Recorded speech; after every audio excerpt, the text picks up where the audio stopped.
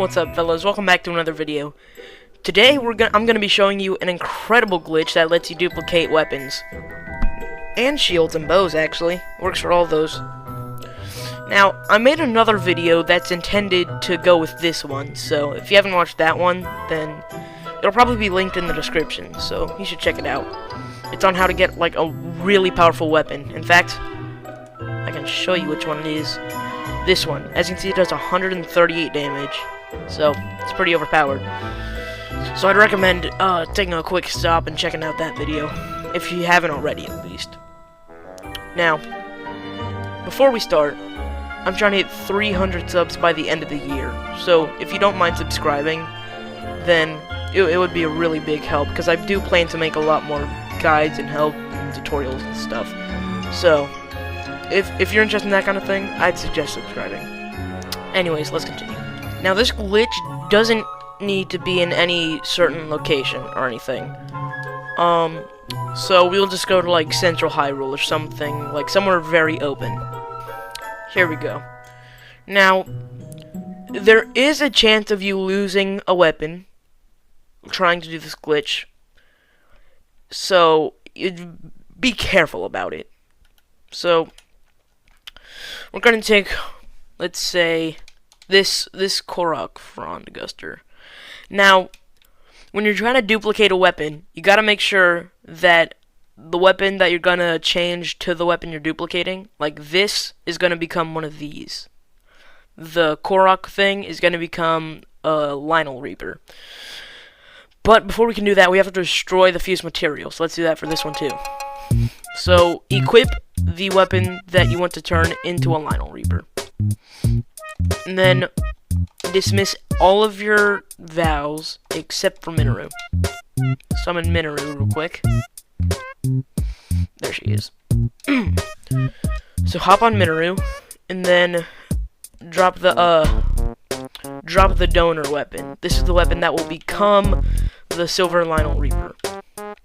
So open the fuse menu. Now this is the tricky part where you might lose your weapon.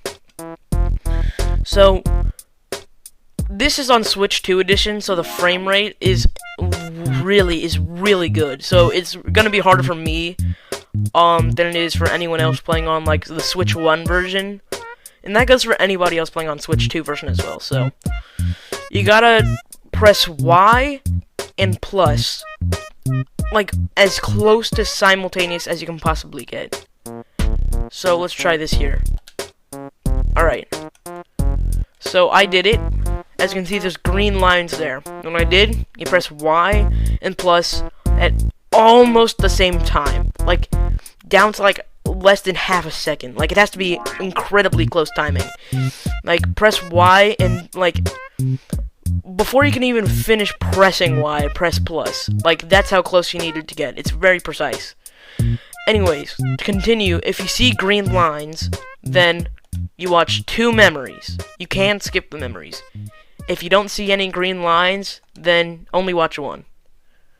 Like I just said, you can skip the memories, which makes the whole thing way more convenient. So, let's just get that done.